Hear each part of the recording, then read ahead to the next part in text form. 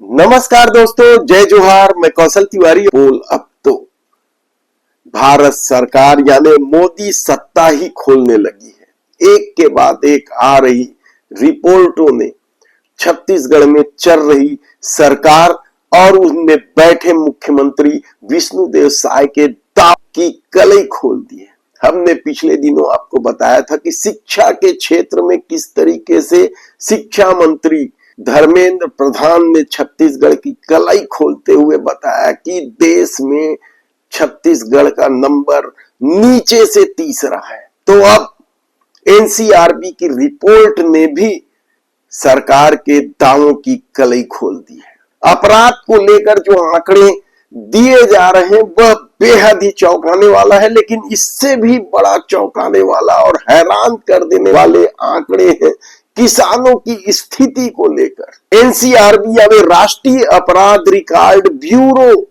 के आंकड़े क्या कहते हैं किसानों को लेकर, ये हम बताएं उससे पहले आज हम बता देते हैं कि छत्तीसगढ़ में बुजुर्गों को लेकर जो अपराध हो रहे हैं वह देश में सबसे ज्यादा है। पहले नंबर पर है छत्तीसगढ़। यहां 2023 में ही 1798 मामले दर्ज हुए, जिसमें हत्या के सर्वाधिक मामले 2022 में यह 1632 था और 2021 में जब सत्ता बदल रही थी तब केवल 1408 ये आंकड़े हैं। यानी लगातार बढ़ रहे हैं। पिछले 2 सालों में जबरदस्त बढ़ोतरी हुई है।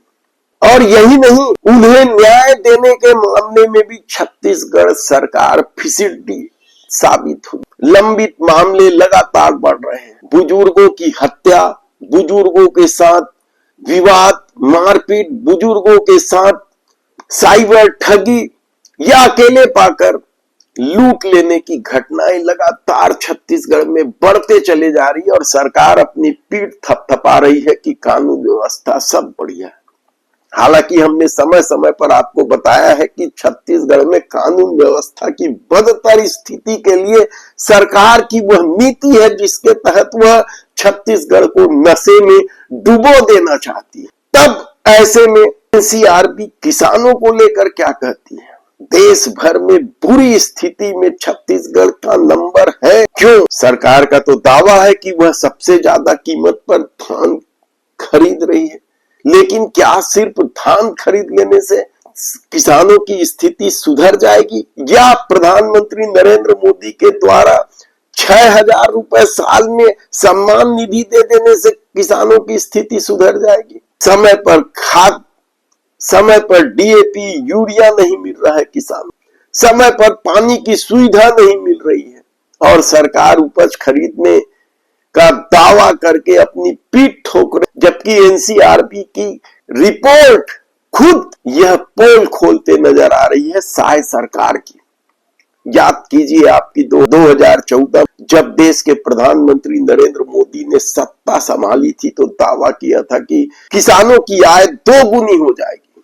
2 गुनी तो छोड़िए, यदि बीमा की राशि भी उन्हें ठीक से नहीं मिल रही, खाद भी ठीक से नहीं मिल रहा है, उनकी उपज की कीमत भी ठीक से नहीं मिल रही है, तो 2 गुना का तो सवाल ही नहीं है।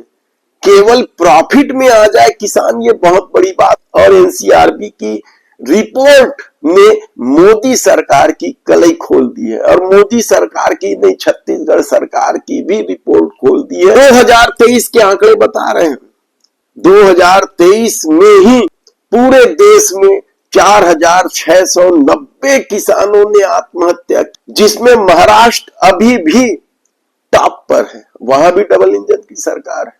2518 किसानों ने आत्महत्या की थी 2023 में। कर्नाटक में 1425 किसानों ने आत्महत्या की थी, ये दूसरे नंबर पर है। तब छत्तीसगढ़ की स्थिति क्या है? छत्तीसगढ़ में 2023 में 468 किसानों ने आत्महत्या की थी, जिसमें से 414 पुरुष और 54 महिला थी। कृषि मजदूरों की बात छोड़ दीजिए, जो लोग कृषि मजदूर हैं उनकी तो फेहरिस्त बड़ी लंबी है। रिकॉर्ड में ही नहीं लिया जाता, ना उन्हें किसान माना जाता है और न ही ठीक से मजदूर ही माना जाता है। लेकिन छत्तीसगढ़ ये सोचकर अपनी पीठ थपथपा सकती है कि वह एमपी से बेहतर है, क्योंकि 5वें नंबर पर एमपी है, वहां भी डबल इंजन की सरकार है। 777 किसानों ने 2023 में मध्य प्रदेश में आत्महत्या की, लेकिन छत्तीसगढ़ में यदि लगभग 500 किसान आत्महत्या कर रहे हैं, एक्चुअल फिगर हमने आपको बताया 468, तो आप समझिए कि इस छोटे से प्रदेश में ये आंकड़े कितना बड़ा है। तब किसानों को लेकर मुख्यमंत्री के दावे, किसानों को लेकर सत्ता के दावे, किसानों को लेकर बनाई जा रही योजना क्या जमीनी धरातल पर आते आते टाए टाए फिस हो जाती है या किसानों के लिए ही मुसीबत बन जाती है। याद कीजिए आप हाल के दिनों में किस तरीके से शायद ही कोई क्षेत्र बचा होगा जहां के किसान सड़कों पर नहीं आए होंगे खाद जैसी चीज के लिए।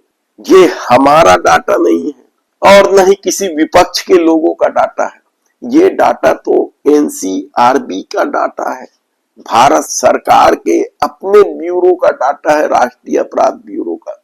तब देखना है सरकार इस डाटा से, इस आंकड़े से कुछ सबक लेगी।